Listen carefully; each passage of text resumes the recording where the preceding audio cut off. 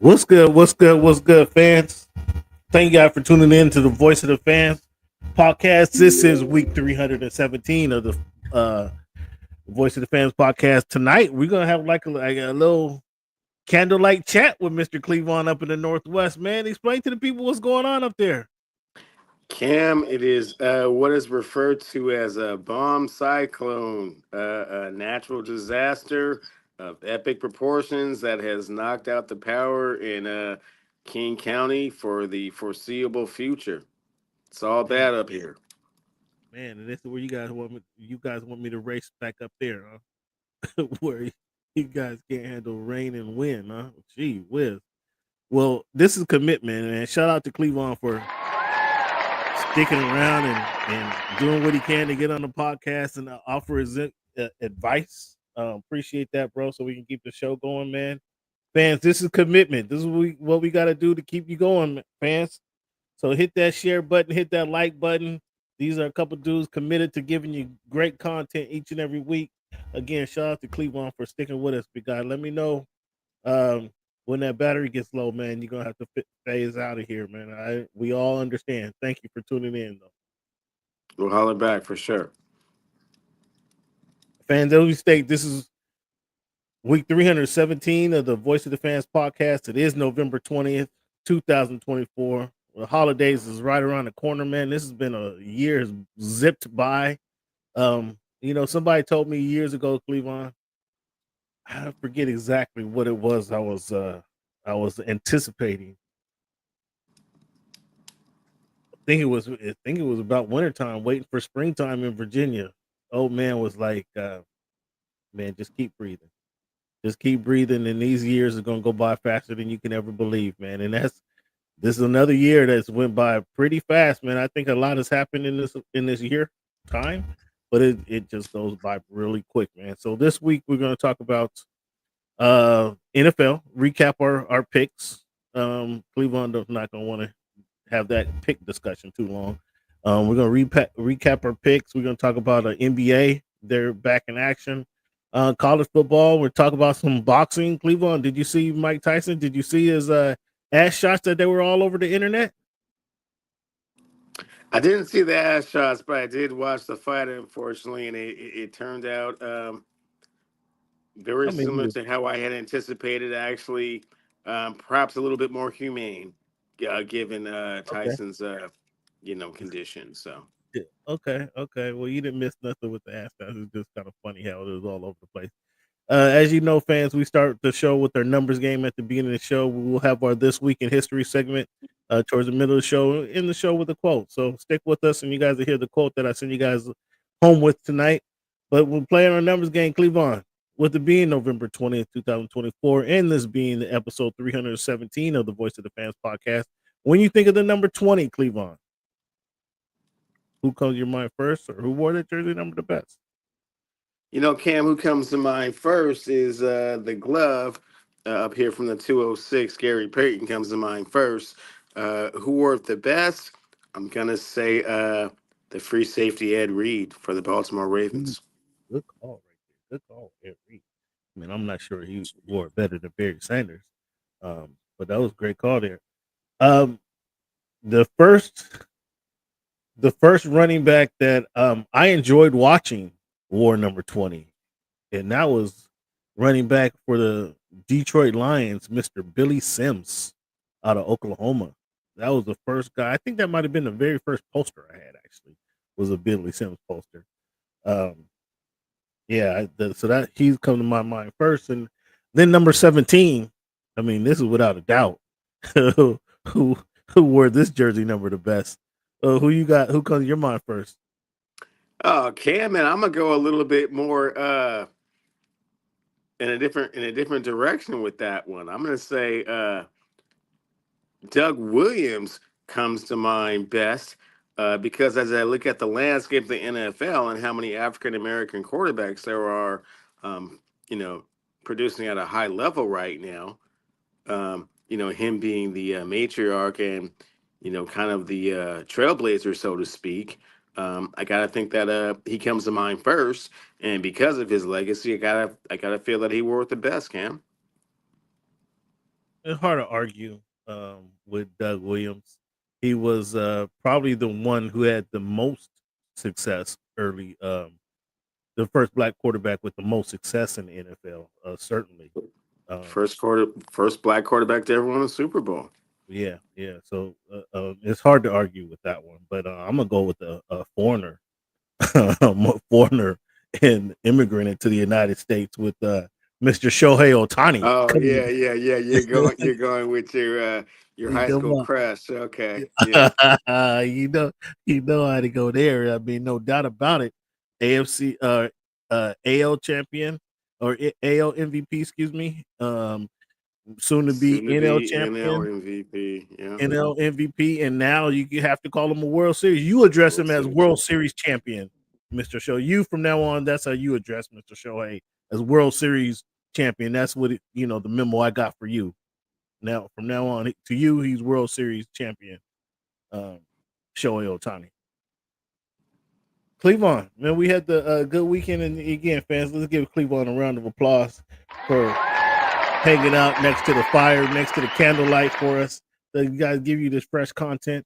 Again, Cleveland, what's the quarterback? Who's the quarterback of the Seattle Seahawks, Cleveland?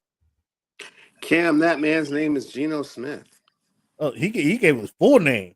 He gave his full name today, Cleveland. And the fans want to hear you put some respect on his name and apologize to that man for all the disparaging comments you've been throwing his way and the shade you've been throwing his way over the last few years. I think he deserves better. And it's about time you apologize for those comments right now. Cam, I think I actually did that after the New England game when I said he showed a lot of poise in the pocket and brought that team back in overtime to win that game. But I will, double down on that. He showed that same type of moxie, that same type of poise, leading the Seahawks on an 80-yard drive to cap off the game-winning touchdown. I mean, he had not only an 80-yard drive, you got to give him some credit for getting at least what 25 of those yards on the ground himself personally. Oh, Well, the maybe, oh the maybe 30 yards. 13 yard scramble for the game winning touchdown was a sight to behold. I mean, Gino usually doesn't do that, but he understood the gravity of the situation and sacrificed his body and put the team first and was able to do that, man. Again, I put tremendous spec on his name. He is much better. I I won't go that far. He has performed a lot better than I had anticipated this season, and for the right price, he can stick around next year as well. Oh, for the right price. For the right price. See what I'm saying? See what I'm saying, fans? See what I'm saying? For the right price, he can stick around. Oh, now you want him to take the hometown discount. Is that what I'm Oh, for hearing? sure. Oh, for sure. Yeah, Oh, see how yeah. you In pay this, that I'm pay doing that that man his Cam money. math. I want to do that Cam mathematics. You know what I'm saying? Like, hey, man, you know, nice house, good seafood. Stick around. But this is the number that we had in mind. Yeah. Pay that man that money. And so set the scene for us, Cleveland, as you're watching the game, because I it's been a while since I have been able to experience a football Sunday up there in the Northwest, and I see how everybody comes out every whether it's at the spot, whether it's at Twin Peaks, whether it's at Buffalo Wild Wings. I see how everybody comes out in their football jerseys and uniform and Seattle paraphernalia. Set the scene for us as you're watching that game and you watch Gino orchestrate that game-winning drive. Did you spill your popcorn when he rushed in for the touchdown? Did you spill your nachos? Did you drop your beer? Set the scene for the fans. Yeah, well, Cam, that game had a lot of ebbs and flows, back and forth with regards to kind of the score and kind of the momentum. What I saw was the defense played extremely well in limiting a very explosive San Francisco 49ers offense to not very many points. And on the other side, they were just kind of making plays, when they had opportunities. Um, to be perfectly honest with you, I think the game changed when Nick Bosa was not able to continue with the hip injury, and they were able to kind of take advantage of that opportunity.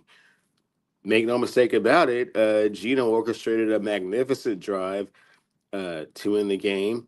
Um, and they certainly had a lot more out of the running game, thanks so much to the starting right tackle who hasn't played in quite some time, Abraham Lucas, coming back into the game. And they were able to kind of establish a little bit of balance between the run and the pass. And that was ultimately the difference in the game, I think. Well, kudos to the Seahawks for you know, creating a logjam in the NFC West, and they're still behind the Cardinals, and we'll see how that matchup with the Cardinals this week goes. And that's actually, can we believe it, in the week 12 of the NFL season, the Seahawks are playing the Cardinals for number one in the NFC West. It has to be surprising to everybody.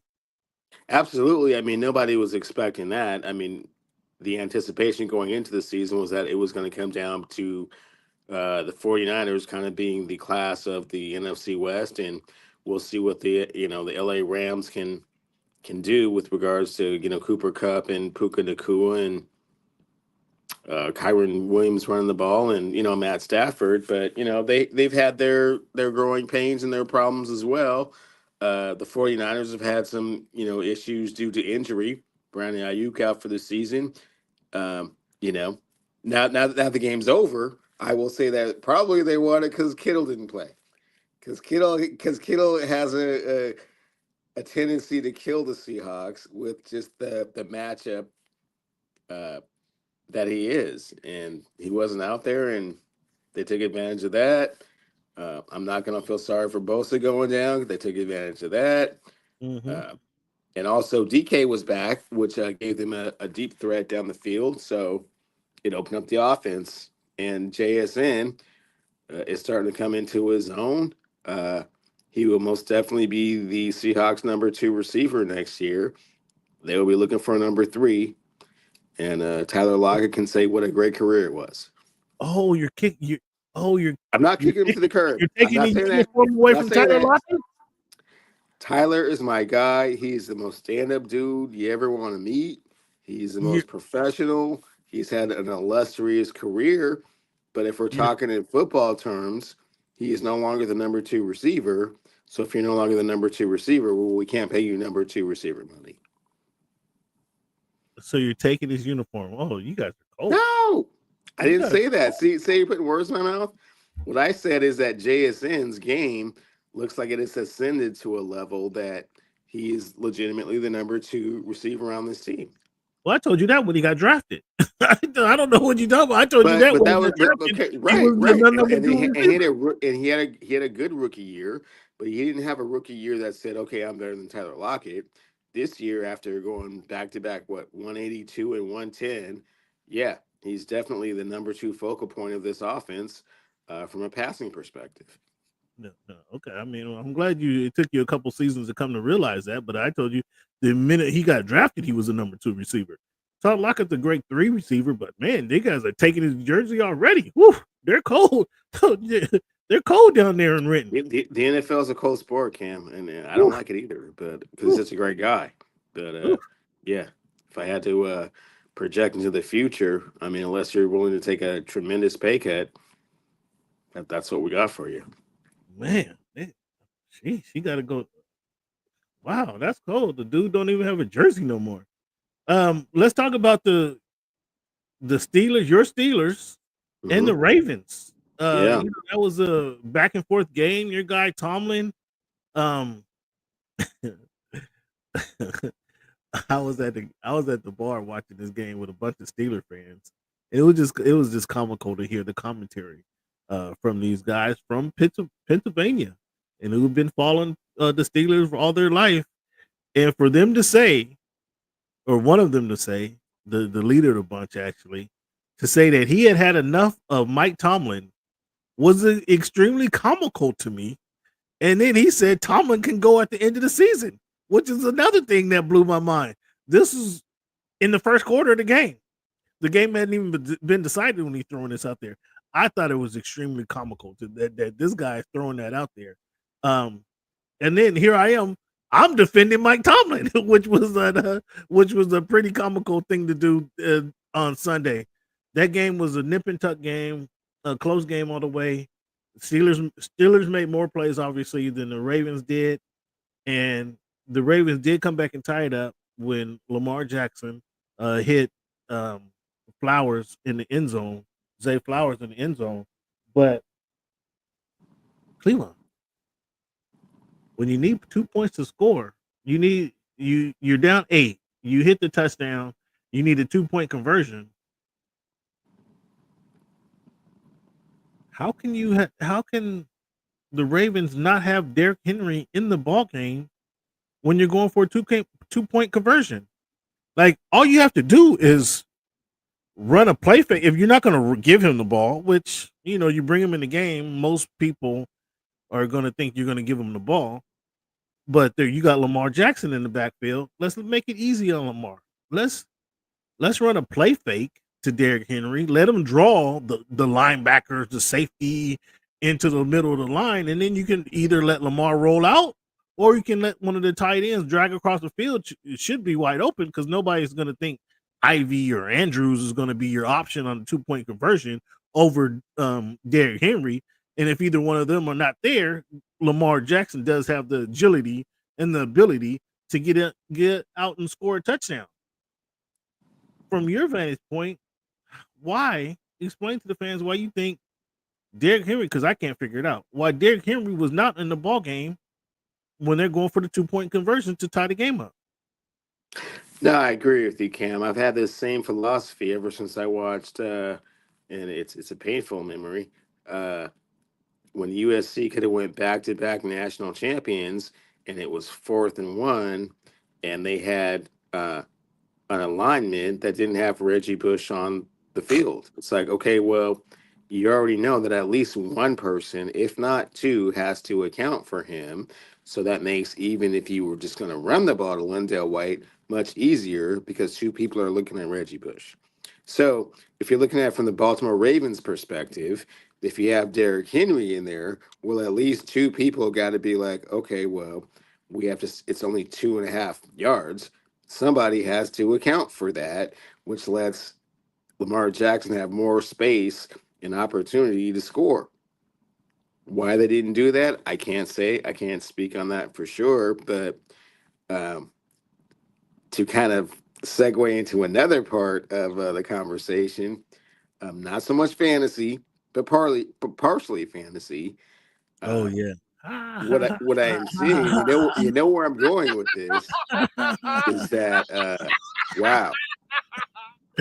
One day you're Tiger Woods, and the next day you're just, Beauchambeau, man. Justin Tucker can no longer be considered the greatest kicker in the history of the league, man. Well, come on now. He missed 8 field goals. Get out of here. All of a sudden he's not the. It's 2. I think he's missed 7 field goals this year, Cameron. Not joking. It doesn't even sound right. Yeah. Justin Tucker is like, when the Ravens are built to get the ball down the field to, like, if we don't score a touchdown, we're getting some points. If we get across the 50. That's been a luxury and for Justin many Tucker, years. yeah, and Justin Tucker is no longer automatic like that. He missed some field goals on the other side of the field. The Steelers didn't score a touchdown. They kicked 6 field goals. So it's not like they were just browbeating them to death. But at the same time, the Ravens always do this, man. They get in these, they get in these situations where, okay, we're supposed to win, and it's just situational football, and they didn't play it that well. And Russ even gave them the ball back when they were up, what, 50, I want to say 15-10. He just threw like an improbable interception. Like, why are you throwing the ball up in the air like that? Because he was giving his 6'5" tight end a chance to go opportunity, but he lobbed it. And the tight end is not elusive like that, right? So you can jump up and block the fit. You can jump up and knock it down. But you can make an attempt. He could make have. An attempt. Bro, he did not make an attempt. I'm not blaming Russ on that. He tried to give his receiver. Not blaming Russ on that one. Okay. He tried to give his receiver an opportunity to make a play, and he couldn't. The receiver did not even give an opportunity. Most times you'll see this throughout the game. that the quarterback or the wide receiver, the tight end wants your quarterback to give you an opportunity to catch the ball, i.e. a Right. Dez Bryant. It didn't matter. You throw it up there, give him a chance to make a play. Now, this wasn't Dez Bryant that he was throwing to, but that's the philosophy. Give your player a chance to make a play. If he doesn't make a play, at the very least, he knocks it down or becomes a defender, knocks it out of the defender's hand. That tight end stood and looked at the ball, watched the ball go over his head, and did not put his hands up, did not go up with two hands, didn't even jump in the air. I'm not blaming that on Russell Wilson. I'm not blaming that on Russell Wilson. The tight end didn't give him didn't help him out at all. He didn't even go for the ball, and then let the little 5'9" DB go up and catch the touchdown or catch the interception. I'm not blaming that. It wasn't a perfect pass. I'll give it to you, but the tight end made no attempt for the ball, not zero. He just watched the ball go into the defender's hands. Like, dog, come on. This is why we don't throw you the ball, because you do nothing out there to attempt to catch the ball. That's why you don't deserve a pass for the rest of the season. But that was a wild game, and here the Steelers are. What are they, 9-2 right now, going into week 12. That was definitely a must see game. Well, excuse me, they're 8-2. That was definitely a must see game. That was definitely in a division rival. That was a big time game for them. And the Ravens, I kind of think they gave it away with the not having Derrick Henry in there for the 2-point conversion once they did score the game.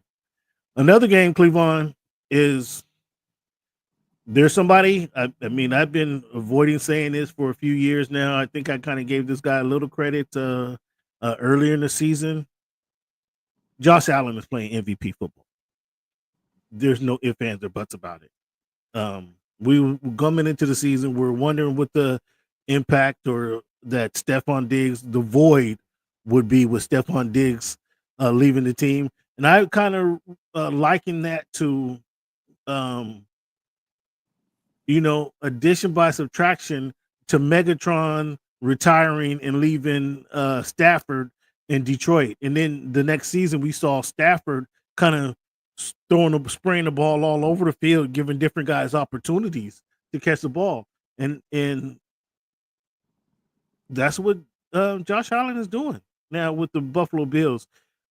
He's throwing the ball around. He's not focusing on one player, and he's doing what he can on the ground, running the ball, passing the ball. He's doing whatever it takes to win the game. And Josh Allen has, by beating the Kansas City Chiefs, and especially on the fourth down run, that wasn't the first time we've seen him run the ball into the end zone. I certainly seen it against the Dolphins a few times. But just to run the ball as aggressive and authoritative as he has, and the defenders are they see him coming. This big fast dude, they're like, they don't know what to do with him. Kind of Derrick Henry-esque. You can't go leg tackle him. You don't want to leg tackle him because you're gonna knee you in the helmet. You can't hit him too high because you're just gonna bounce off of him. Josh Allen has ascended into MVP status of the NFL. What's your thoughts on that? Them beating the Chiefs, giving the Chiefs their first loss of the season? Yeah, I think that everybody thought that the Chiefs were kind of playing on borrowed time. They had won some games in the most improbable of ways the last couple of weeks, most notably last week being on a blocked field goal. They really should have lost last week to Denver, right? I mean, had it not been for, a block on the game-winning field goal, you could say they Sure. would have had their first loss last week. Sure. They have kind of been piecing things together. They picked up DeAndre Hopkins at the trade deadline. He paid dividends for them a few times with some big catches. Travis Kelce is, kind of, I don't want to say slowly rolling into form, but is becoming more that reliable, outlet for Mahomes that he needs, like going into the stretch run for the playoffs.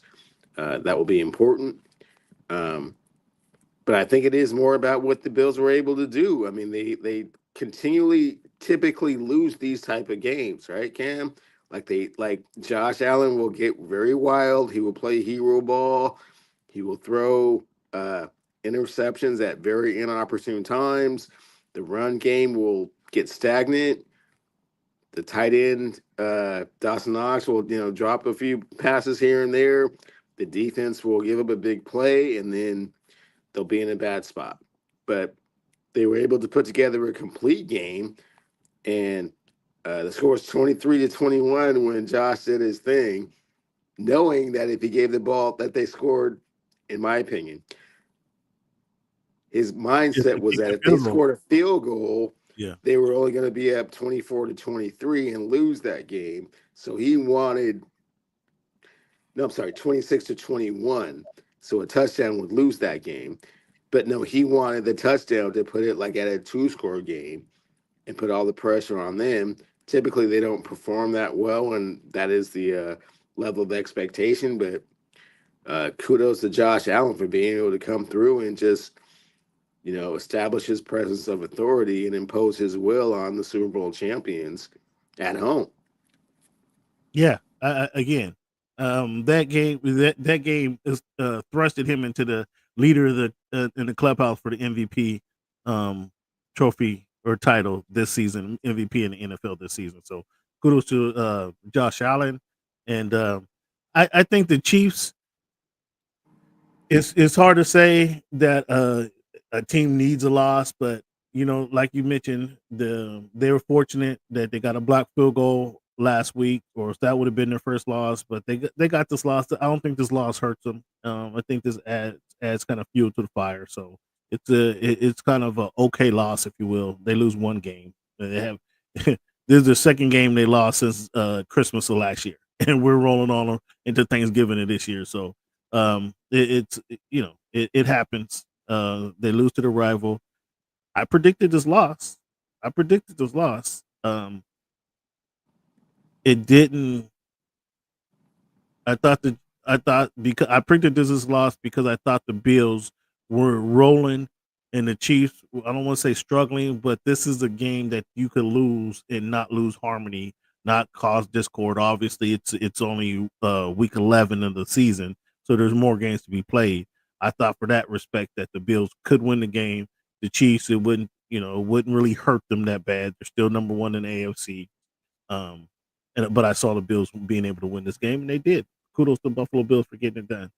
Um, the Falcons losing to the Broncos. Hey, you want to give Bo Nix some credit now because they absolutely throttled the Falcons. This is the reason you can't trust the Falcons. I mean, what did they put up? 50 points? Did they put up 50 points on the Falcons last week? Bad look. 38-6. And I'm not ready to anoint Bo Nix just yet. I think that he does exceptionally well in a limited amount of offense. He does exactly what they ask him to do, but what they ask him to do is very limited. I mean, they had a dominating win like that. That was pretty effective. I now whether that was bad Falcons or good Broncos, Yeah, I mean, I'm not sure. I'm not sure Bo Nix threw for 200 yards though. I mean, his even when they win it is sort of because of him, but at the same time, that's not a quarterback that's going to go out there and win a game for you. I He mean, he is the consummate game manager, and only 70 to 80% of managing of the game. well, you should know what the ultimate game manager what that means for the team. Now, you should know personally. Uh, Bo Nix, you try to disparage what he did on Sunday against the Falcons. Bo Nix was 84% passing, 28 for 33, 300 yards, 4 touchdown passes, and with the 145 QBR. So I mean, you have to respect kind of what that what I mean, that. not really. I mean, Cam, he's limited, my dude. What do you mean not really? That's 300 yards passing with 4 TDs. He's not. Nine He's yards or 9 yards of pass 9 yards of man. pass attempt. Come on, Cam. Those touchdowns were less than 20 yards. Probably less than 10 yards. He got 4 of them, Cleavon. 28 for 33. That's 84% passing. You'll be happy. You'll take that from any quarterback any Sunday. Any quarterback any Sunday, you'll take 300 yards passing, 4 TDs, no So, interceptions. so, so we'll put this a different way. If I had a first round pick, and I could say, hey, do I want to keep my first round pick or take Bo Nix? I'm keeping my first round pick. Okay. Well, Just I mean, saying. again, you've been disparaging Bo Nix all season long. I'm just Yeah. telling you, when he has a game where he actually shuts out not shut him out, but throttles the it was Atlanta Falcons. Okay. It was Atlanta Falcons we're talking about here. But the performance he put out there, you have to give him some credit for the performance he put out there. He led his team to a 38-6 win, a dominant victory, and those were his numbers. 300 Yes, yards passing. some, Nope. a little, A some, little a what? little credit, some You have to, credit, you a have to little give it to credit. him. A little or not, you have to credit Bo Nix for what he was able to do. Okay. I mean, that's more. He had more to do with the win than your Bears couldn't even. Your adopted Bears couldn't even do anything with the Green Bay Packers. It wasn't until They late in the game. absolutely did, Cam. I saw that kind of you try to slide that in they weren't supposed to win that game. They brought the game down to a game-winning field goal. They got blocked. Come on, And so, man. so what was the final score of the game? It was 20-19. Okay. So did Jordan Love and the Green Bay Okay, Packers so go back on how get back you on see the how you trying to poke the bear? Like no. They did the should have Green won Bay that game. Packers get on the plane with a W? That's what I want to know. They did not. Has Who did the nothing to do Green with Bay? has nothing to do with Caleb Williams and the offense. Has everything to do with special teams and that head coach that will not be there next year. And we all know who's going to be coaching the team next year. Well, help me out, because you got these proclamations. Then you got Bill Belichick in Dallas. Who, well, I mean, we're not even going to talk about them. You got Bill Belichick in Dallas. Who's going to be in Chicago? I don't know. Are they going to go get The Johnson? Detroit Lions offensive coordinator, his name is Ben Johnson. He will be the new head coach of the Chicago Bears after the season. You sure about that? 100%. Okay. Well, we'll see. We'll see how that works out. I mean, do you know? Do you got words? I mean, since Saleh left New York, do you still have any people out in New York with the Jets camp? Nope. Do That we was my guy. That was do my we guy. know do we That know was the what's cat. going on That in was Jets? cat. That was the cat we were speaking with most often. Yeah. I got no other affiliates out there. I mean, Aaron Rodgers. You was touting Aaron Rodgers. You didn't link up with any Aaron Rodgers people at all. Nope. I mean, It was me. rumor is It was me and Salah. rumor is that Woody Johnson was ready to bench Aaron Rodgers in the fourth round or the fourth after the fourth game of the season. Mm-hmm. Mm-hmm. I mean, That's why you don't want your owner meddling with sports business because they don't really know what they're talking about. so he went ahead and brought in, um, Aaron Rodgers apparently was crying. He didn't have enough friends in New York, and he wanted more people. He brought in Devontae Adams, and I told you, Devontae, at least it's warm in Las Vegas. at least, at least it's warm in Las Vegas. Now I guess you get a Well, little, I you mean, get a and New York, now you get a New York again, love. to be fair, players don't trade themselves, right? They No. don't say, "Hey, that's where I'm going." They say, "Hey, I would be cool if I went there." But again, it's not really their choice. It was really more of a desperation play to get Aaron Rodgers his security blanket To play after you KD. already cut the person that calls the plays for him. So, hey, man, how about we go get your favorite receiver ever, which they did, but It it was meant just nothing. too little, too late. It meant nothing. It meant absolutely nothing. Aaron Rodgers is old. He can't get it done. Does Aaron Rodgers play a game next season? According to reports, not if Woody Johnson has his way. No, No, I mean, do they trade him? Did Aaron Rodgers ask to go to, no, they don't trade him. ask for the Colts? Does he go ask to go play for the Colts? Aaron Rodgers limps into the sunset with what could have been with really big numbers, but yeah, he's not going to try and hijack another NFL team and impose his attitude and uh, will upon what the team is going to do one way or another. Yeah, those days are over, man. I don't know We that he see how has that works out. the gravitas to hijack another team. Um, quite personally. Uh, Eagles outlast. So those we just talked about some of the most impressive wins with the Seahawks, Steelers, and Bills. That was my picks. And the worst losses was the Falcons losing to the Broncos, the Bears losing to the Packers, and the Jets losing to the Colts. Cleveland, any more impressive win that you had this week, or worst loss that you want to touch on? Worst loss. I can't really. Well, I think the Jacksonville Jaguars was a really really bad loss to the Detroit Lions. Um, Well, as a sports gambler, Cam, I'm gonna get a little bit into the sports gambling world, please and do. just say that when I saw the 14-point spread, I was like, "Eek!" I Right, mean, theoretically, yeah, they could do that, but I mean, to beat another professional team a by professional football team. Yes. by by 2 touchdowns is incredibly difficult to do.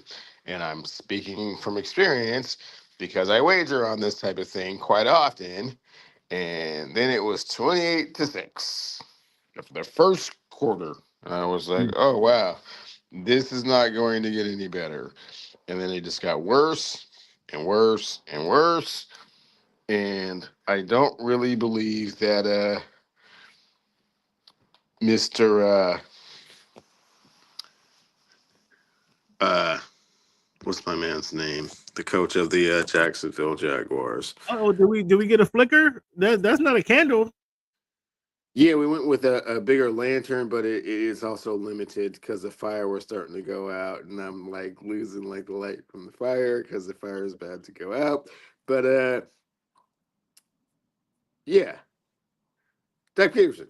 Yeah. Ooh, I'm not. ooh. I'm. He's probably should have been fired a few weeks ago. He wasn't.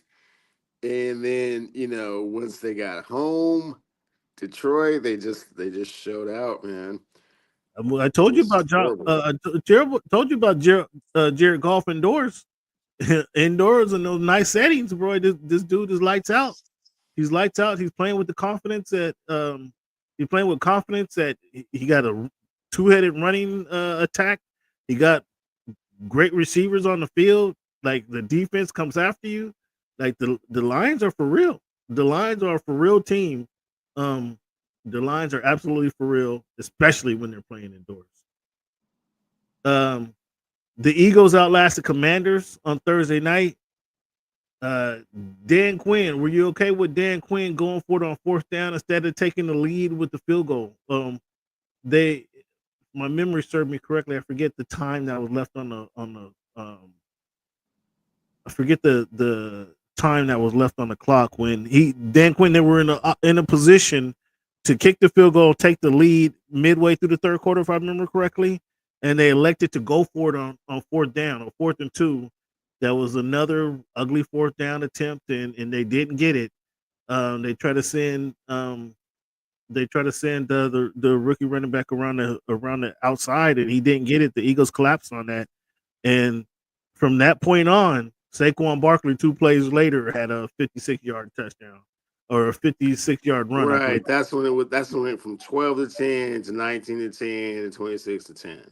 Yeah, Yeah. and the game was over. But had they kicked the field goal, take the lead, I think we're looking at a still a nip and tuck ball game.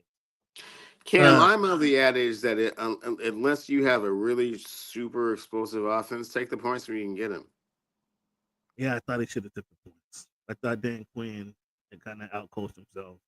Should have kicked. You're on the road. Take the points. You got a young quarterback.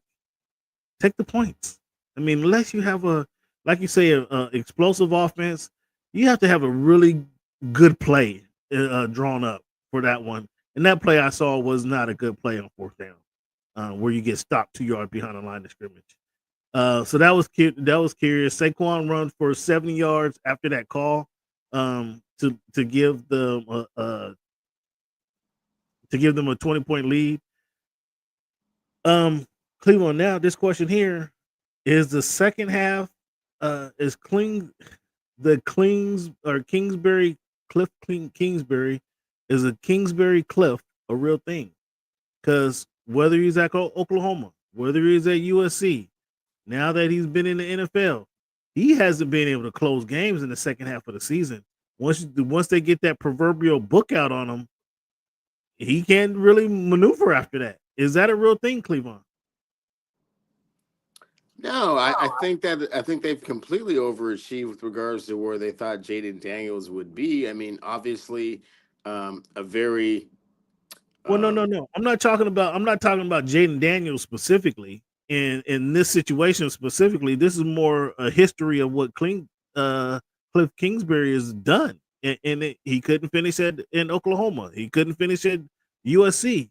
Now here we are going to the second half of the I don't season with remember the Oklahoma thing that you were talking about. What did Cliff Kingsbury do at Oklahoma?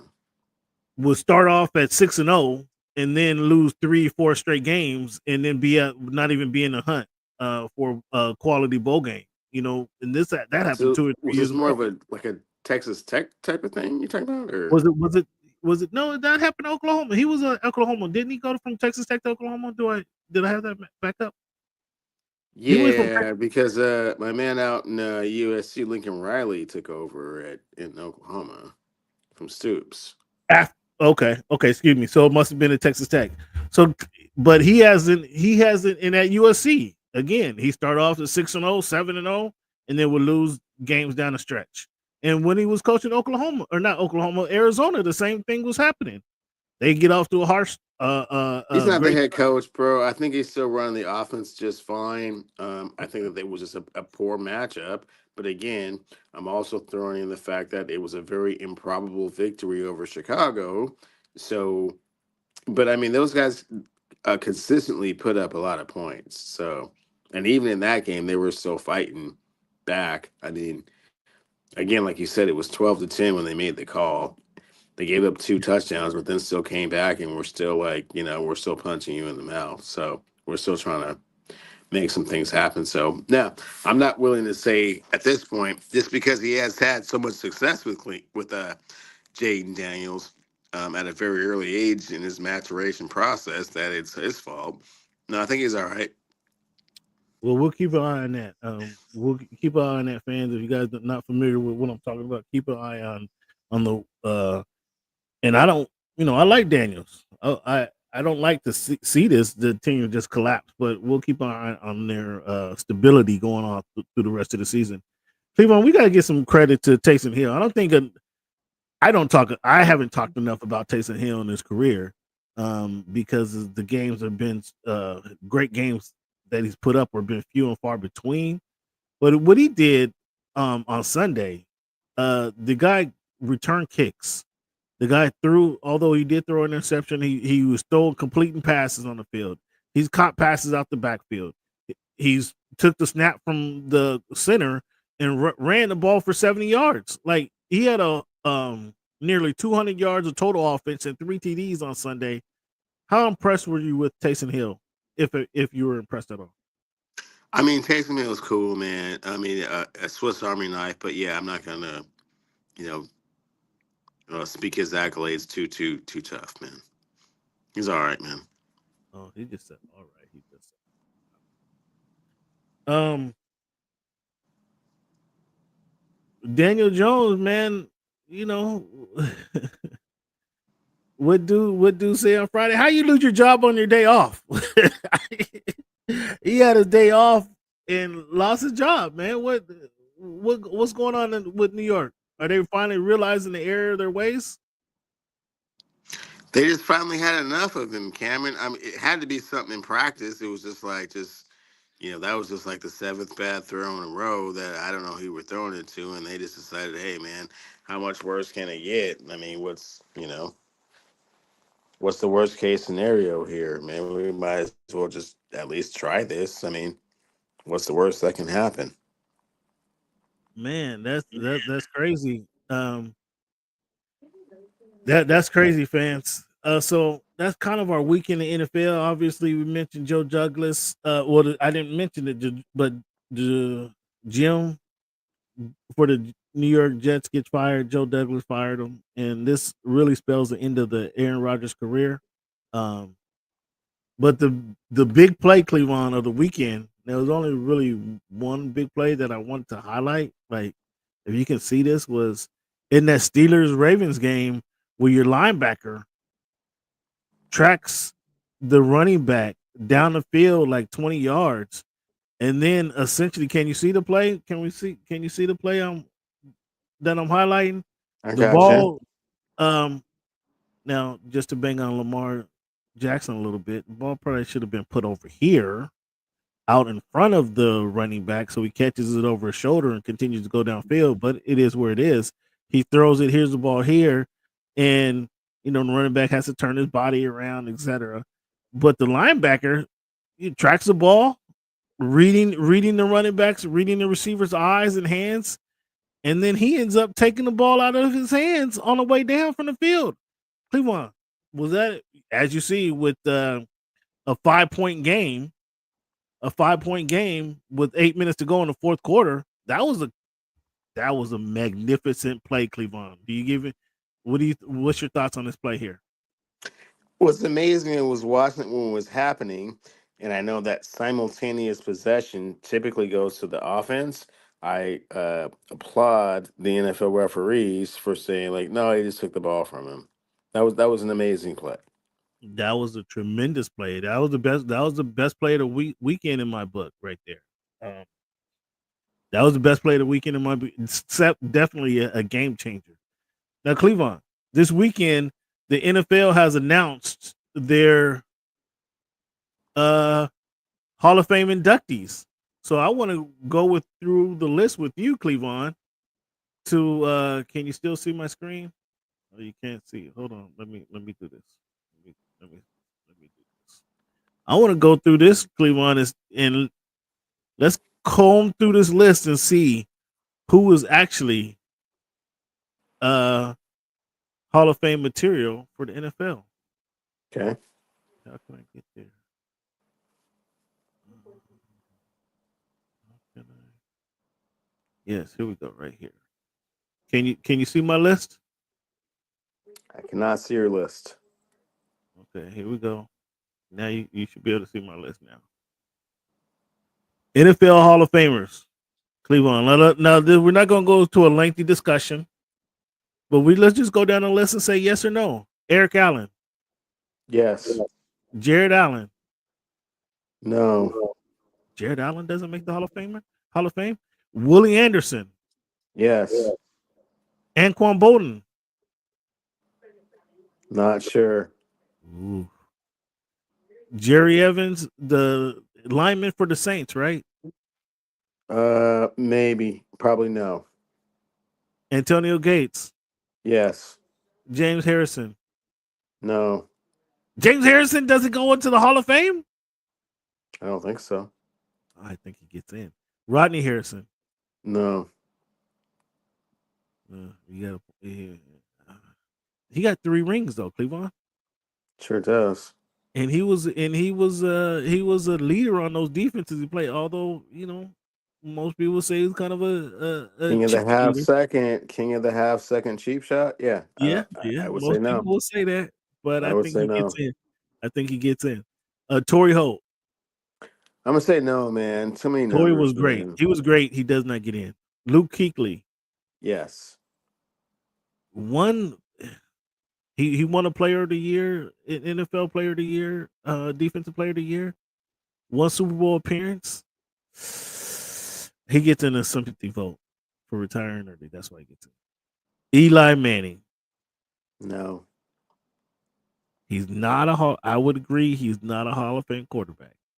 However, Eli does get in, and he shouldn't get in on first ballot. But come on, son of a Manning, played in New York, beat Belichick twice for his 2 Super Bowl wins. He gets in. Robert Mathis. No. Steve Smith Sr. No. He gets in. Steve Smith gets in. Terrell Suggs. Maybe. Maybe. You were willing to put Terrell Suggs in, but not Steve Smith Sr.? Yeah.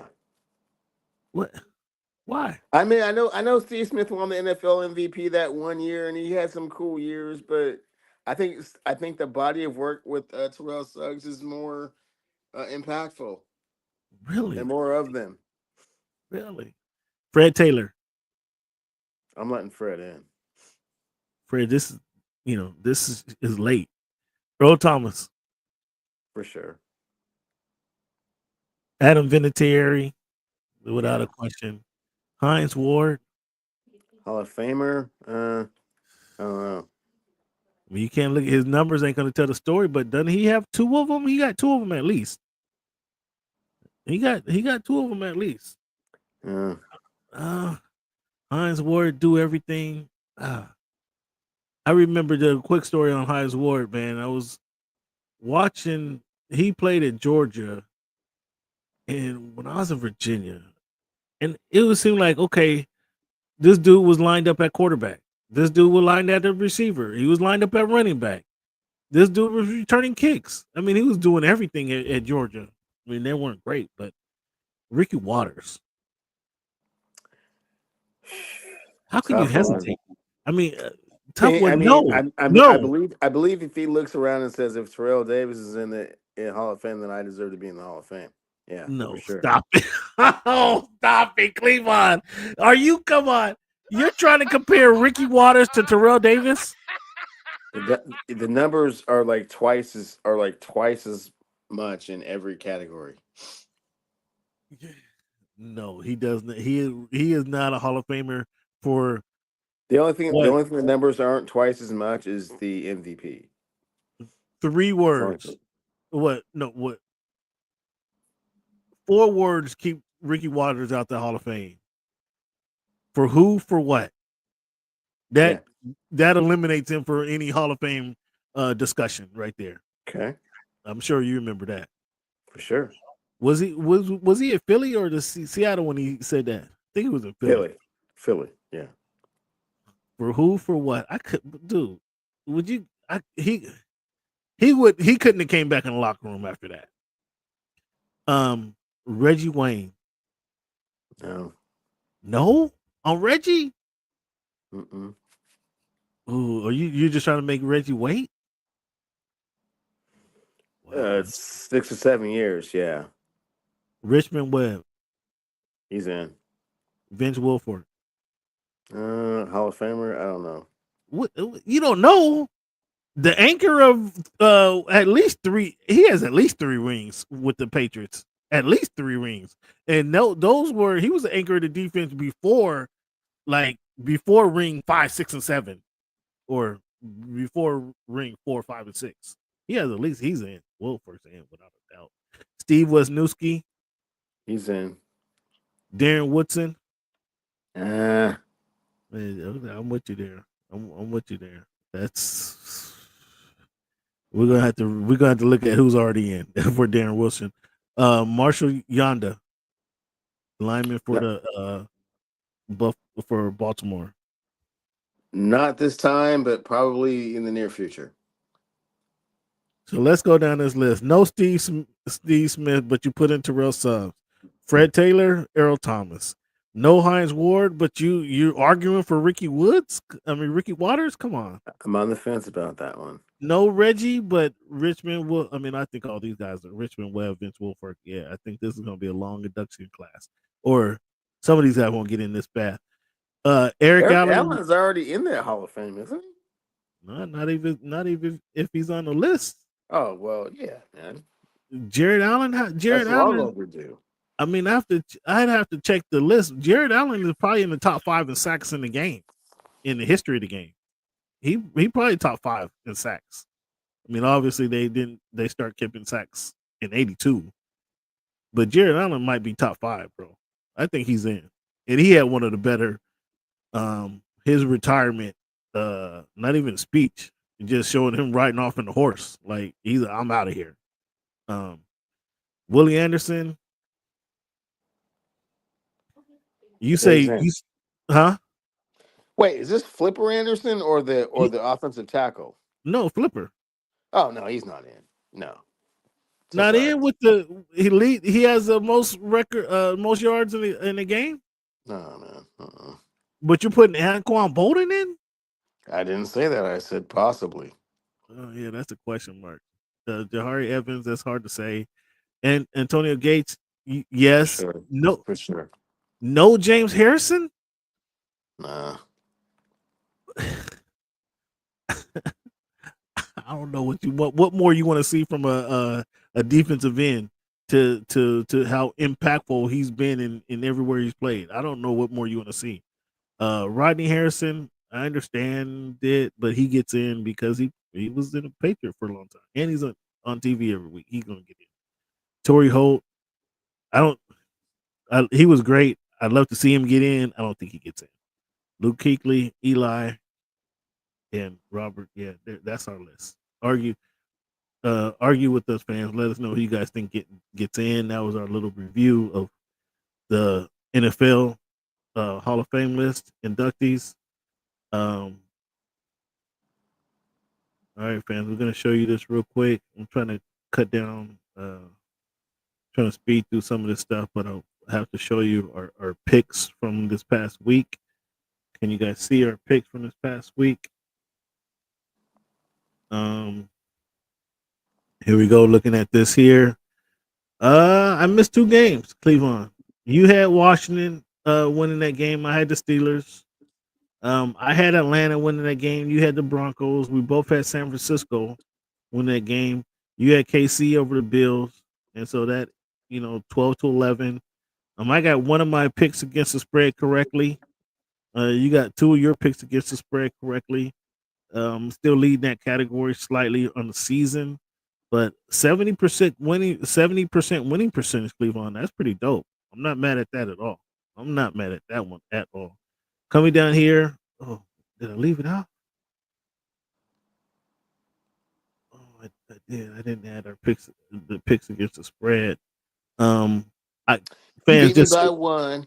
just Just so so, you know, so the fans know, you beat me by one. this is this is 5 out of 6 weeks I've been perfect in the picks against the spread, and I'm at a 75% clip in that category. So again, 5 out of No, six these, weeks. these are these are and fans.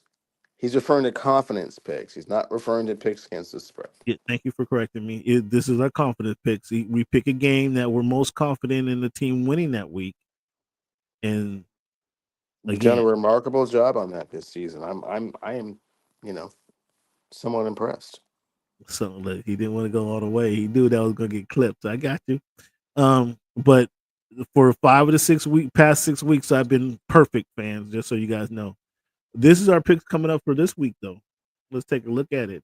We agree on most of these games. We agree. I got the Eagles over the Rams, and Cleveland is going to say East Coast team traveling to the West Coast team. We got two of those scenarios: East Coast team traveling to the West Coast, and Cleveland's going to take them both. Both West Coast teams. I got the Philly over the Rams. The Rams, they're a gritty team. They're a gritty team. I have to give them credit on how they're coming together. But I got the Eagles kind of. They're 8-2 versus the 5-5. Um, trying to put the Rams out of the misery. And I got the Ravens mad, upset off of that loss. Um, Off their loss to the Steelers. They're trying to make a change, and they're gonna get the Chargers. Cleveland, did you watch the Chargers on Monday night? I did get a chance to watch a little bit of that game, not all of it, but yeah, I saw JB and Jamar doing their thing, and then it's just situational football. They weren't able to execute down the stretch. Cleveland, before we end our NFL segment, I'm forced to ask you. I'm forced to ask you, fans. Here's our picks against the spread. Cleveland got Seattle, Detroit, and Detroit +7. I got New England +7, or the New England -7. I think New England is going to be able to close that gap just a little bit. Not going to win the game, but I think they're going to keep it closer than anticipated, and so that's why I took New England. Who are they playing? The Patriots and the Dolphins. That's too many points for That's the because Dolphins. you just don't like Tua. That's why you did that. That's way too many points for the Dolphins Hmm. right there. Denver -5.5. I got Denver. I'm gonna take Philly. Those are our picks. Here's our picks against the spread. Here's our confidence picks right here: Denver, Houston, Washington, Detroit, KC. Look at you got everybody but Denver. You got my same pick, but without Denver. Okay, we got two in there, huh? So my question, Cleveland,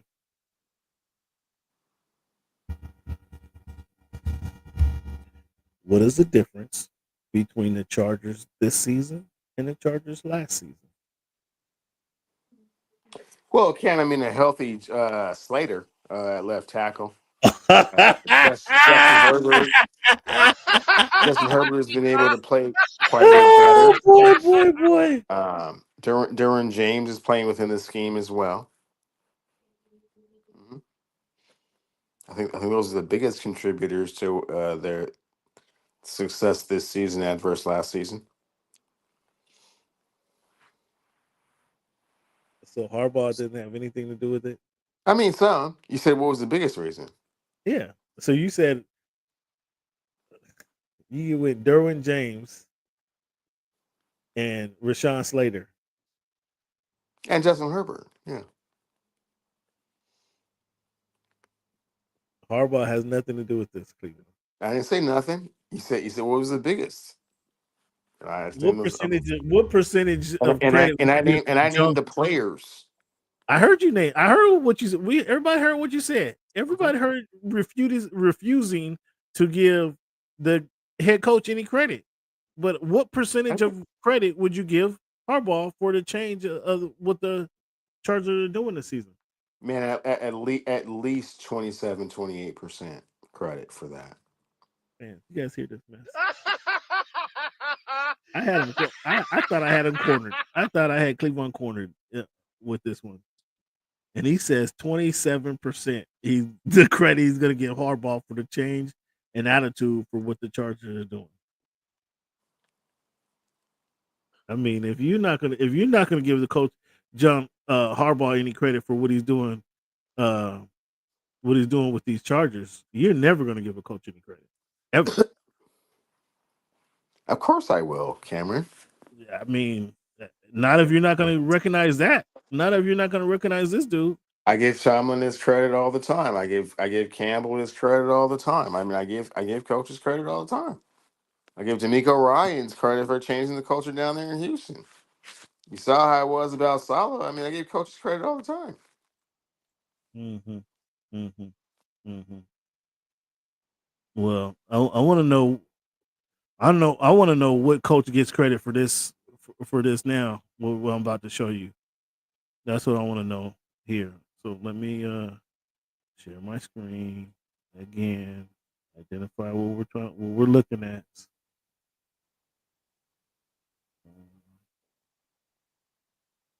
That's not what I want to see. That's not what I want to see.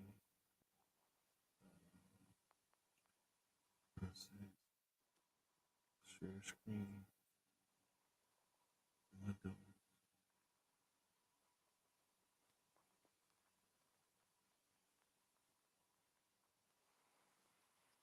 Who gets credit for this right here, Cleveland? Can you see this? At the screen right there. Can you see that? Who gets credit for now?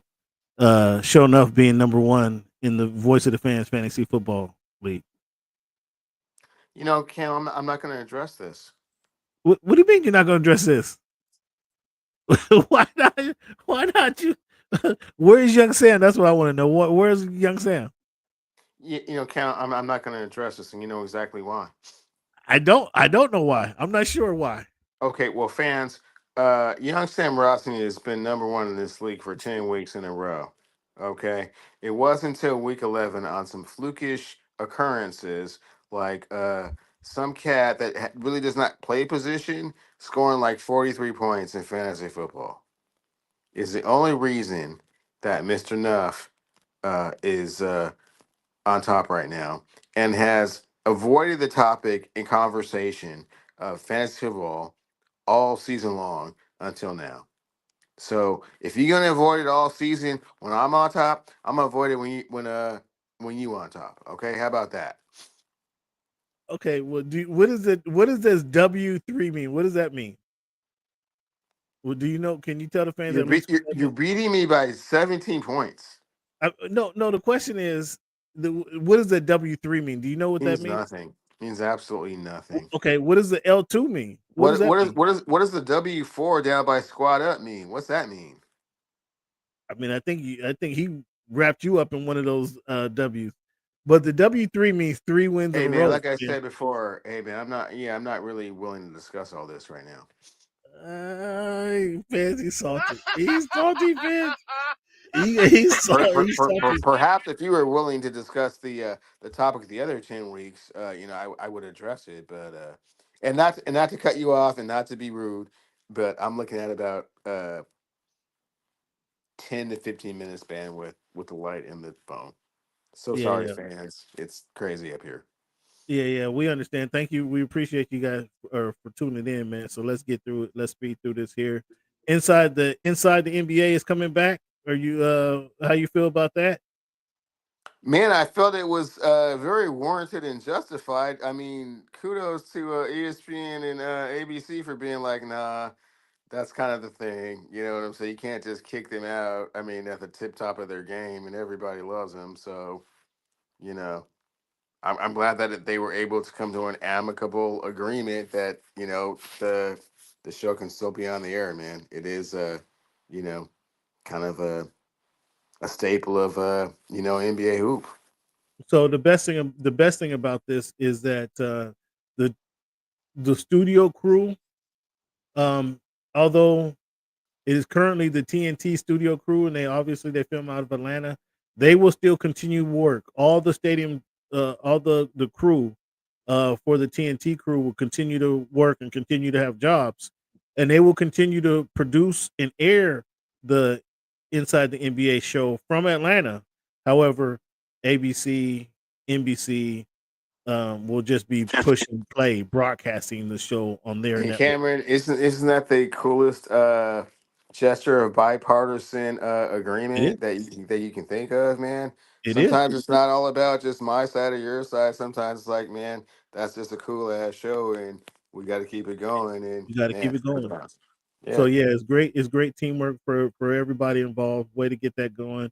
And the only hiccup I've heard since is Shaq is like, "Whoa, hold up. I'm not on contract. I'm not under contract. My contract was up." And so Shaq is asking for a few more dollars. So we'll see.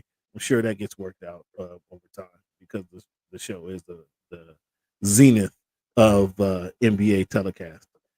Um, Last week, Thursday night, I guess it was, Warriors eked by the Mavericks and Captain Clay's return to San Francisco. I don't know if you watched that game. Clay went for 22, 50% shooting for deep, but then Steph Curry scored 37 points in the last 10 points for the Warriors to beat the Mavericks. Did you watch that game? I did not watch the game, Cameron, but I did see the demonstrative reaction to Steph doing all that, which is very unusual for Steph. So maybe he was taking the Clay leaving a little bit more personal than we originally anticipated. Yeah, apparently. That was probably the most memorable return that I've seen. Because a guy going back to the hometown or the team that he played for a lot of years doesn't get the fanfare, doesn't get the applause. They had 18,000 captain hats in the arena. The fans, the employees were showing a lot of love to Clay, and I'm happy that Clay went out there and actually had a decent game. But yeah, Steph Curry is like, yo, I still run this around here. Giannis went for 59 over the Pistons. Wemby 59 and went 14. over the Pistons. Yep. Wemby goes for 59 against the Wizards. Scores a career high 8 3-pointers in the process. What was the most impressive 59 point performance or 50-point performance? Excuse me. Oh, it was Giannis, man. Come on now. Okay. I mean, well, Wemby scores 50 points. He becomes the fourth player to score 50 points. Cleveland, do you know? Can you tell the fans who were the other four people to score, or the three people ahead of Giannis to score 50 points in a shorter time frame than he did? He did it. He's 20 years old, so he did it under 20 years old. But there were three guys who did it in a shorter time frame than he did before reaching 20. Do you know the three guys? So there are three players that have scored 50 points in a game younger than 20 years old. Is that what you're saying? Well, they were also 20, but they were younger than Giannis or younger than Wemby. 20 years old, 50 points. You know these guys. You know every one of these players. Each one of them happened since 2005. 50, 20 or younger. No. So Help me. Brandon Jennings was the youngest to do it. LeBron James was the second youngest to do it. Brandon Jennings scored 55 points at 20 years old, 52 days. LeBron did it 20 years at 80 days. And Devin Booker scored 70 points, 20 years and 145 days. LeBron also did it. He scored 52, but he wasn't younger than Giannis. He scored 52, 20 years, 345 days. Um, James Harden surpasses Ray Allen for second place on the all-time NBA three-pointer list. Impressed or not impressed? Blasphemous. You already know how I feel about that. I mean, you can't argue. He's the number 2 You three-point would maker because fans would or he think that passes. like James Harden is like a better shooter than Ray Allen, and we all know that's not the truth. Just because he's made more 3-pointers, I mean, yeah. Yeah, yeah. Um, Julius Randle, Jason Tatum each hit game winners to over the weekend. Who's was most impressive? Oh, Julius. I mean, they really needed it. The Celtics are starting to kind of like feel themselves a little bit and kind of control and dictate what happens in the league, and the way the other teams that were supposed to be oppositions are looking in the Eastern Conference. It looks like it's not going to be close, at least in late November, unless those other teams can turn it around. Those other teams that we have been talking about may not even make the playoffs. So, De'Aaron Fox is the first Sacramento King to score 60 points in a game, um, as he did against the Timberwolves. He followed that game up with 49 points against the Jazz. The most consecutive points scored in 2 games since Kobe Bryant. There was somebody else. this is there was somebody else who scored more points in consecutive games than Kobe and De'Aaron Fox. Who was that guy? that would be still Chamberlain. He did it 15 times. He I did it. thought I read 17, but okay, I'll He take did, your 15. he did it 15 times. I thought I read like 17 times. Thank God. Yeah. LeBron goes for 4 consecutive 3-point or triple doubles. Hmm. Impressed or just ho hum? Oh, I mean, you're probably not impressed. I mean, because it takes a lot to impress you with the accolades that LeBron James has put up. But I'm Well, impressed. comparison, Westbrook just had his 200th triple double. So, I mean, he's done that. We've seen that happen before. What Okay, we but haven't seen. LeBron is 56 years old, Cameron. Oh, okay, So okay, that's and he's also playing with Dalton Connect, who just and he's recently who who recently scored 37 points and ties a rookie record for threes with 9 in a game. Okay. Woo! How many pays you to say that, huh? Almost as much as they paid you the day after draft day. Oh my goodness God, you gracious! were somber about letting I Dalton mean, we Connect. saw this happen. Come on, man! Oh, I can't be the only one. I can't be there the only were one who there were identified that. as the King James said, there were 17 other teams that had a chance to say something, and they said no. We'll take the 37. We'll take the sharpshooter in the draft, the SEC Player of the Year. Well, Yeah. Cleveland, I know we're running out of time, so um, 3 players have hit 9 3-pointers excuse me, Dalton Connect is the fourth player to have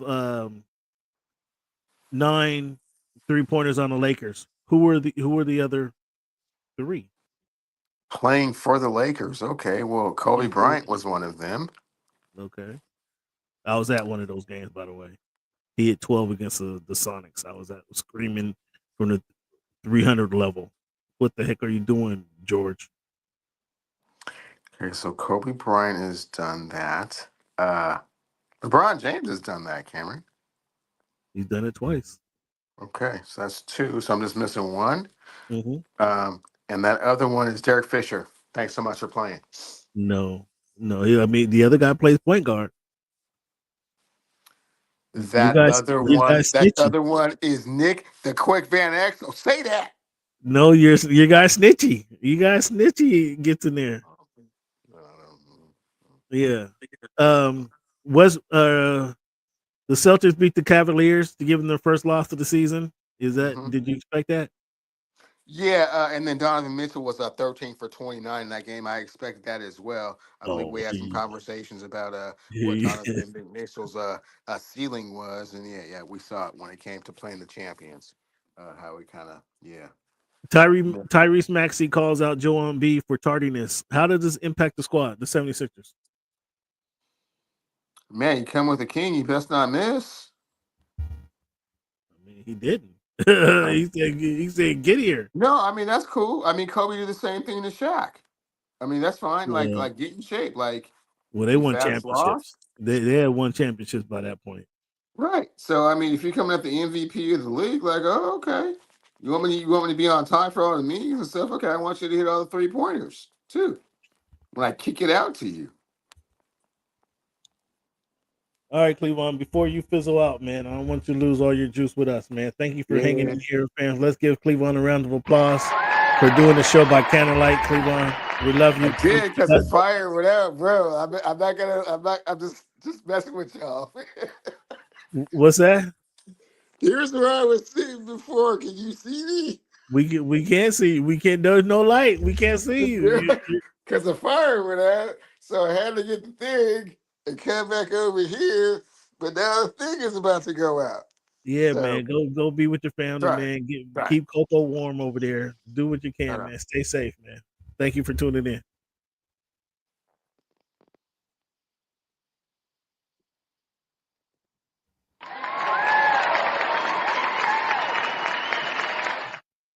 Fans, the show don't stop, man. We're gonna give you out of here, Cleveland. I got about looks like about 3 or 4 more minutes. So if you get into the quotes and stuff, I'm down with that. But Well, give us before you go. Then give us your thoughts on the Mike Tyson fight. Were you able to watch it? I was able to watch it. I was incredibly relieved by 2 things. One, the rounds were only 2 minutes. Like, oh, thank goodness. And then secondly, he didn't get incredibly hurt because he looked really, really slow and He really, couldn't move. really He old. couldn't move. He He looked couldn't all of move. 50. He looked all of 58 years old. So Right. yeah. Yeah, Jake Paul looked scared in there. He looked like he didn't want to get too close to the alligator. Right. He didn't want to get too close, and I feel him. But Tyson couldn't move, man. It was a bad look. Andre Ward after the fight, who did the commentating on Netflix, he all but said he wants to get in the ring with them on air. He was all but saying, "I'll Oh fight him yeah, next." he saw the payday that Tyson had. But here's the problem with Andre Ward is that if you ask 19 out of 20 people who Andre Ward is, they don't know. Okay, but most boxing fans, I'm not worried about the people who don't watch boxing. Right, most I'm not worried boxing about the fans. YouTubers. But I'm again, not worried about the YouTubers. Cameron, Netflix is not going to put on a fight with Andre Ward and Jake Paul.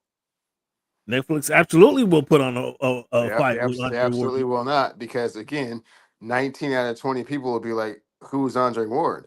Here's why they would. But Here's 19 why they out of would. 20 people know exactly who Mike Tyson is, which is why this is like the biggest wagered fight in like the last 20 years. Okay. For an 8-round fight, 2-minute rounds. Fair enough. That is a good point. However, the card. I don't know how much of the card you will actually watch with Mario Barrios fighting, who almost, he almost lost that fight. Um, with the two women on the Serrano and Taylor on that same card. Like that was a good fight card. We knew the spectacle, the main event was just going to be a spectacle. We knew that. Everybody tuned in to watch the spectacle of Mike Tyson getting in the ring with Jake Paul. Everybody tuned in for that. However, they having the YouTubers on the Mexicans and the Brazilian or Puerto Rican, I think, YouTube social media celebrities having them fight kind of brought in a certain element of fans. Having the women boxers brought in another certain element of fans. Having a legitimate fight, a legitimate championship with Mario Barrios fighting a legitimate boxer fighting brought in another added legitimacy to the fight card. Then it was obviously Jake Paul fighting Mike Tyson. And again, I could have just watched the ring walk after that would have been good. I didn't need to see them fight. Yeah, but that's I because you're stayed an for the avid fight. boxing fan, Cameron, and that's not what Netflix is looking for. Netflix is looking But for the home run. but they But having that good. What I'm telling you is having that legitimate fight card with all of these people from different genres, different backgrounds, made help to increase the visibility of that event. Then you're gonna say, okay, now just as you've been doing before, Jake Paul is fighting another retired boxer. Okay, this boxer hasn't been retired as is more legitimate boxer than the rest of the guys he's been fighting. That's going to add even more to it. Andre Ward is not going to sell the fight like the other boxers would. Andre Ward is not going to talk a bunch of crap. He's going to wait till fight night and then try to bust Jake Paul's ass. That may be the one drawback, because you know that may be the one drawback to the fight. I think it still would be an interesting fight card to see. Obviously, I would want to watch it. And as everybody, most people I talk to, did they watch it? No, but we all want to see. Are you going to watch the fight? I don't know. I want to see Jake Paul lose, but I don't know if I'm going to watch the fight. Most people who had Netflix turned in to watch it, and were looking to like the Floyd Mayweather element. They were watching to see Jake Paul lose. So that was good spectacle, good money draw for Jake Paul. Tyson got some money, but yeah, Andre Ward did everything but call out Jake Paul in that fight, and we'll see if that. I doubt it ever happens. We'll see if it ever happens. Go ahead, talk about John Jones. Oh my goodness, did he kick dude into retirement or what?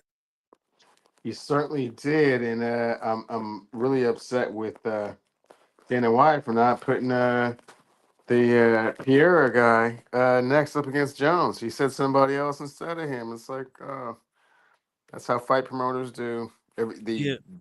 don't promote the fight everyone else wants to see. Promote the fight that makes most sense for you. Hmm. Hmm.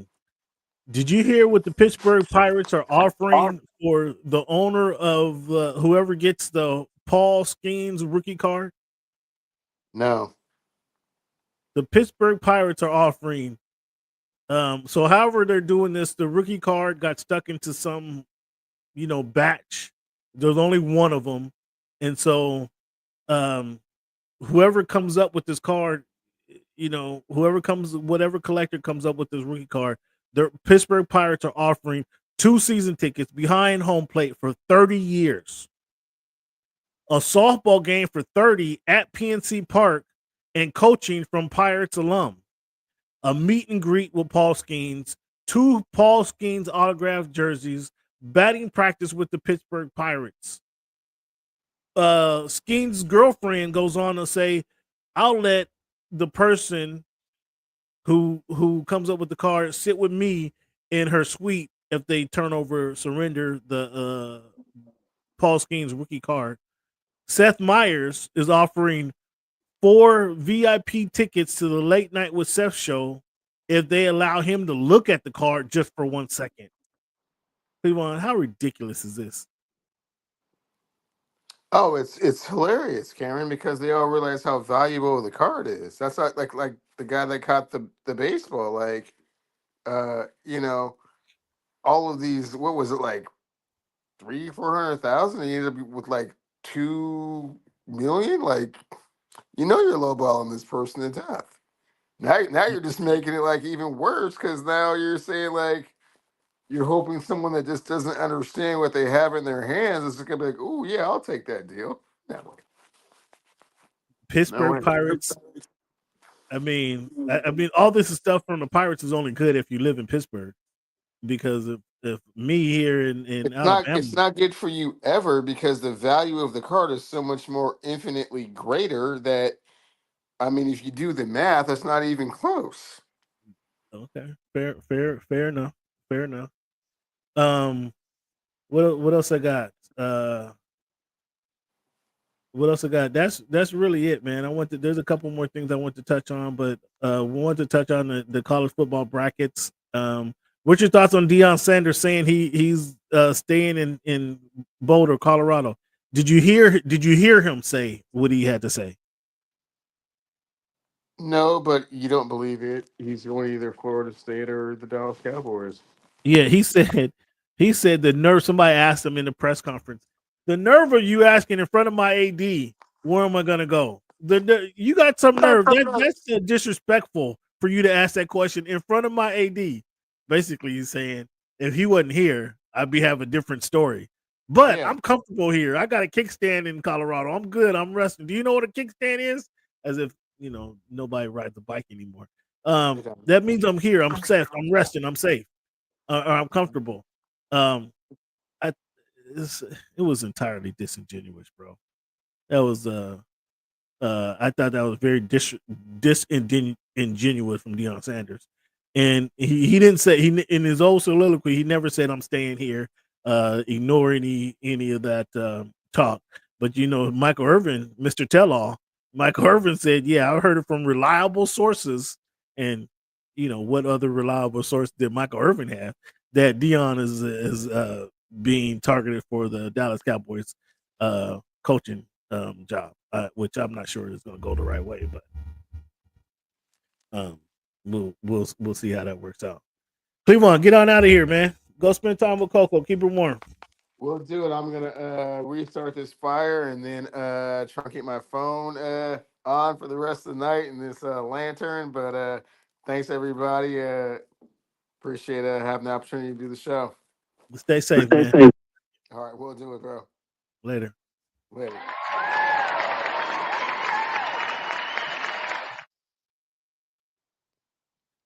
All right, fans. I'm gonna give you this week in history. We're gonna let Cleveland go. He get on out of here. We'll give you guys this week in history. And here's each and every week we try to do this, do it a little differently. We're gonna do November 23, 1897. African American inventor J.L. Love patents the pencil sharpener. Nobody, unfortunately, using a pencil sharpener anymore, but this was back in the day. He patented the pencil sharpener. November 20th, 1962, President Kennedy issues executive order barring racial discrimination in federal funded housing. November 22nd, 1963, more than 100 people killed in an attack aimed at contestants of the Miss World contest. November 24th, 1965, Joseph Desiree Mobutu seizes power of Congo and becomes president. He goes on to rule the country, excuse me, which is renamed Zaire in 1971 for 30 years until he was overthrown by rebels in 1997. November 18, 1978, the Reverend Jim Jones led over 900 members of his cult, the People's Temple, to their death in a mass suicide. Many of them were African Americans. November 20th, 1989, Colonel Frederick D. Gregory became the first African American to lead a space mission. And then November 23rd, 1996, Ethiopian Airlines Flight 961 is hijacked, then crashes into the Indian Ocean off the coast of Cameroon after running out of fuel, killing 123 people. November 20th, 1969, Brazilian soccer legend Pelé scores his 100th goal. November 20th, 1977, Walter Payton of the Bears rushed for then NFL record 275 yards. That's my This Week in History, fans. If you guys want to share your thoughts on the Paul Skeens situation that they're offering for somebody coming up with this rookie card, or UFC 309, hit me up in the chats. Continue the conversation. The fans, each and every week we end the show with a quote. This quote tonight that I have is from tennis champion. A champion is defined not only by their wins, but how they can recover when they fail.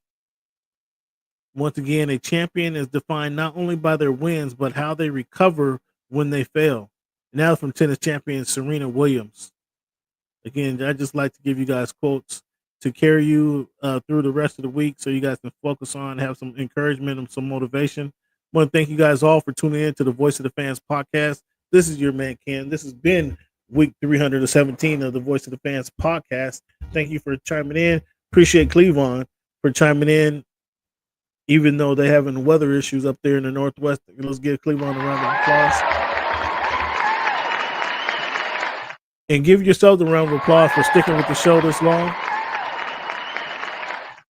And if you've been with the show this long, please hit that subscribe button, Voice of the Fans podcast on YouTube, or Voice of the Fans podcast on HMB Media. Hit that subscribe button, hit that share button, share it with your friends, share it with your family. And this is how we're going to end the show. We usually start the show this way, but we're going to end the show like this tonight. Am I speaking to right now? Cameron. My name is Cameron. Cam Buford. Hey, it's Peter Rosenberg. I'm hanging on my man Cameron Buford. I'm a Dolphin fan. I'm more a fan of boxing. Boxing is my main sport. All we want to see every year are the best two mothers getting in the ring and getting on. I got some of this for you. Goodness. For me? Yeah, just for you. Think about it like this: the promoter pays the fighter, the fighter pays the manager. Okay. So the manager works for the fighter, and the fighter works for the promoter. Okay. So you are lifting weights currently? It's not look like that. When he said it's easier to score in the NBA versus Europe, did you agree with them? To me, it's easy to score all over the world. Can I finish? Do you want me to speak, or do you want to conduct the interview and answer for me? Which one? What do you think about this upcoming? Like I was saying before. Aaron, what has the game of baseball taught you? One of the biggest things is being humble. Can you give a message to the kids to kind of persevere through the false teachings they may be giving? Patience. Okay. Patience.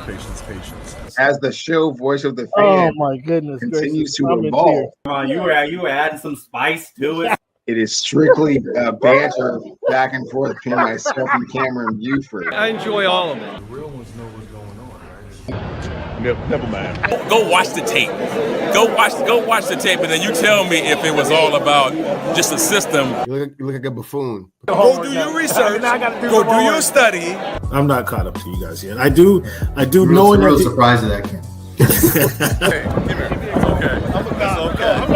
It's okay. It's okay. Oh, this guy. That's what's good in sports, man. It's the big Snoop Dogg, man. That's what's good in sport. Thank you for making our voice your choice. If you haven't told your girlfriend about the show, tell her about the show. If you haven't told your boyfriend about the show, tell him about the show. If you haven't told your cousin, your uncle, your grandfather about the show, let everybody know about the Voice of the Fans podcast. Hey, man, thanks for making our voice your choice. You know how we do. Yeah.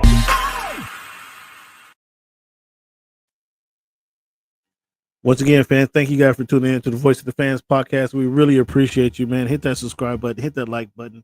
We're trying to reach 5,000 subscribers by the end of the year. Help us out, fans, by hitting that subscribe button, hitting that like button, sharing the Voice of the Fans podcast.